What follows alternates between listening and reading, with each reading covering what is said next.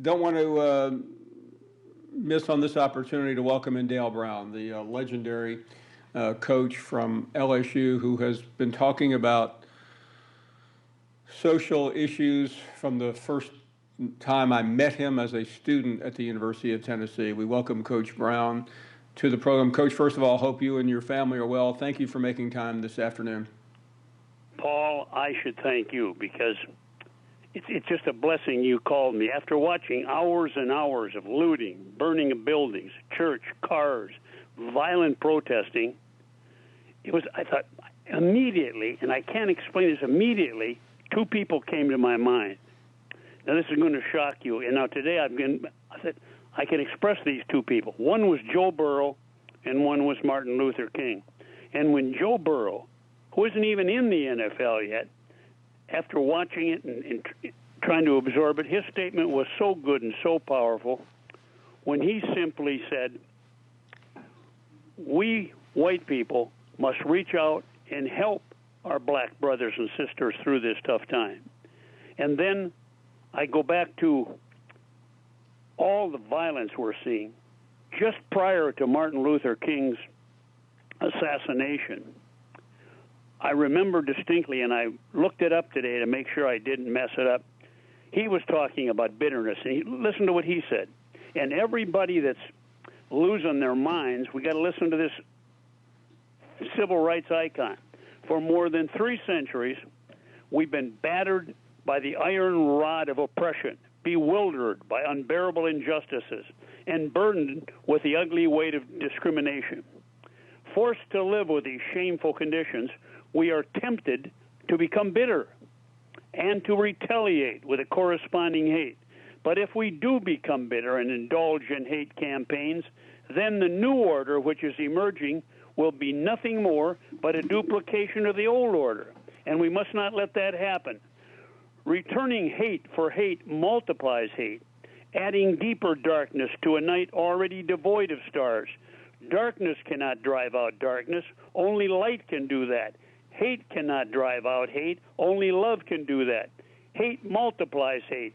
Violence multiplies violence in a descending spiral of destruction. The chain reaction of evil is hate begetting hate and wars producing more wars. This must be broken, or we shall be plunged into the dark abyss of annihilation. That's pretty doggone powerful, and that's exactly, and you know, these things, Paul, go back, we can immediately forget some things that are simple, and there's so many good people in the world, far more good people, but the apathy of good people, the greatest ally of evil is silence. But we've got to realize that African Americans have suffered 250 years of slavery, 90 years of Jim Crow, 60 years of separate but equal, and 35 years of racist housing policy. Now, until we recognize and understand this pain that's been caused by African Americans, we can never be whole. And I'm sure the last thing they'd want to hear from anybody is, hey, why don't you go ahead and be patient? So there are ways out of this, but I can give you a litany. There are so many wonderful, loving, and caring blacks and whites that constantly interact as brothers and sisters. But we seldom hear about them because we have a tendency as people to kind of accentuate the negative and diminish the positive. Most people are unaware the founding members of the NAACP in 1908 were made up of 4 blacks and 4 whites. Now, what can we do? I've been pondering that. I've written stuff. I've prayed on it. I've sat mad, happy, sad, trying to figure out a way until blacks and whites can reach out to each other and have an honest and candid discussion. Nothing will change. Both sides must admit their mistakes. And if we do that, then we're in a position that we can change this. Now, this just didn't happen. We can go back and I give you warnings. Let's go back to Abraham Lincoln, who's considered by many one of the great presidents. He said, quote, America will never be destroyed from the outside. If we falter and lose our freedom, it'll be because we destroyed ourselves, which we're doing right now. Now, President Reagan followed up with almost the same thing. He warned us, if we ever forget that we're one nation under God, then we'll be a nation gone under. Way before that, 150 years ago, British historian Thomas Macaulay made this dire prediction for America. He said, quote, "Your civilization will be destroyed in the 20th century as Rome was in the 5th century, but the Huns and Vandals which will destroy you will come from within." Now, if we analyze that, Paul, and go into, now I'm not a historian. In fact, I could have cared less about grades and seldom read a book in college, so I'm not trying to sound like some intellect being from North Dakota. But the average age of the world's greatest democratic nations have lasted only 200 years. We are now 244 years old, and if we do not make some drastic changes immediately, we're going to crumble. One of my favorite historians, the Frenchman Arnold Toynbee, profoundly stated about the great civilizations of the world. He said, quote, "All great civilizations rise and fall, and that an autopsy would show they committed suicide." Well, we're on that path now. So we've just got to really be honest and open our hearts up. There's so many good people, and this thing can be turned around. But far too many folks, they prefer not to know the truth because they just want reassurance of what they believe is only the truth. Others are afraid of speaking up and being honest about the situation because they may be called a racist or Uncle Tom. So we've got to learn somehow, and I'm sounding like an orator or I hope not politician. That's the last thing I want to be. But I think that we've just got to listen to each other without anger or prejudice. Labels divide us, and we fully must understand that we've got to be a team. Now, to get back to sports, what better place do you need to have a team? If you look at our Congress, and I'm not a Republican, I'm not a Democrat, I'm not an independent, it's embarrassing. They're like little children arguing over a lollipop. They don't understand that the word team has no I in it, and the word leader has no I in it. And if you take those letters, TEAM, what should they stand for?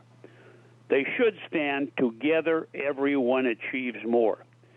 So in the midst of confusion, I've gone through anxiety with it. I've gone through tears in watching things. I'm trying to understand both sides, but it really comes down to, we've done everything. We're able to do just about anything. Man can now, in history, fly faster and higher than any bird in the history of the world. We can dig deeper and longer into the earth ball with more efficiency than any burrowing creature in the history of the world. The only thing we still haven't learned to do is walk on earth with love and respect to each other.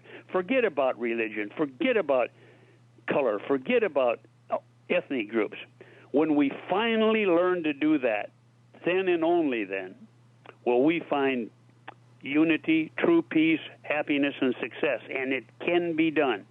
I think Maya Angelou, who's one of my favorite poets, she said so accurately, and it's so true. She says, hate has caused a lot of problems in this world, but it's not solved one yet. So I just hope we can wake up. It's a great country. I've been in 90 countries in the world. I'm ashamed of how we're acting now, but also, and then I will shut up and ask, if you can believe I'm going to shut up, I'll shut up and let you ask any question. I've seen some very positive things. I've seen the mayor of Minneapolis, when he talked to the family, take his hat off. And he was talking to him on television, not face-to-face. I've seen a great number. I saw the other night a policeman that was being mobbed. A group of strong black men came up and surrounded him and protected him. I've seen a great number of whites, different religions. I've seen numerous, and I don't know every religion out there, but I know how some people dress. You can assume they're that religion. But we've just got to understand. We've got to get this thing together, or the United States will no longer be the United States. Coach, I don't mean to sound depressed because I'm not depressed. I'm frustrated by it. I'm more committed now than ever to do my part, to say what I can, and reach out and try to make it better. But we're just in a bad situation, and I'm sitting in a position. I have friends in 90 countries in the world. They love America. I'm getting bombarded.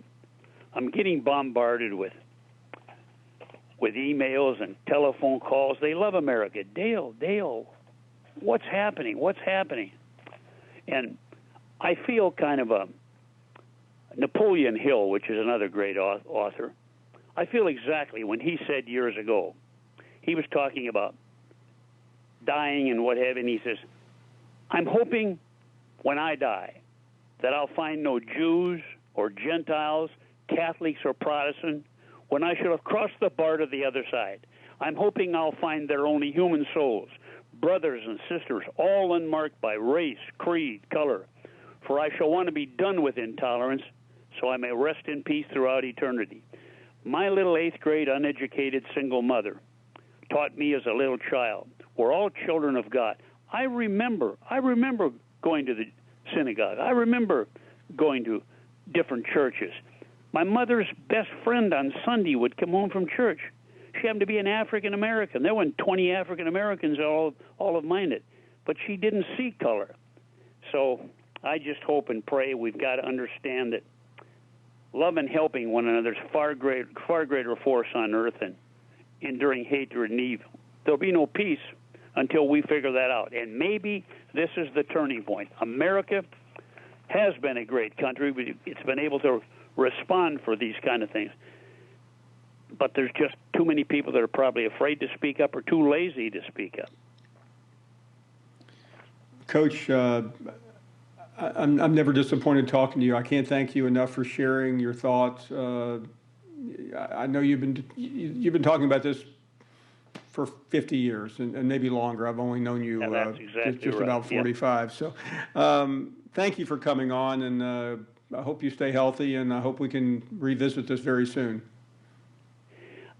I thank you, and I want to close with one thing that I feel from the bottom of my heart. How can we handle it? And I really appreciate you letting me say this. When evil people shout ugly words of hatred, good people must commit themselves to the glories of love. When evil people seek to perpetuate an unjust status quo, good people must seek to bring a real order of justice. Have the courage to speak out against all injustices. You most certainly can make a difference. And there should be no excuses. Excuses are like belly buttons. Everybody's got one. What can little old me do? Little old me can do a lot. We can turn this into a magnificent positive, but we've got to do it. Hey, it's pretty simple.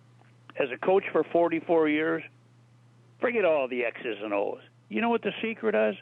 Get every kid to understand the best potential of me is we. Forget the religion, forget the color, forget the weight, forget the education. When we do that, then we will again be the greatest country in the world.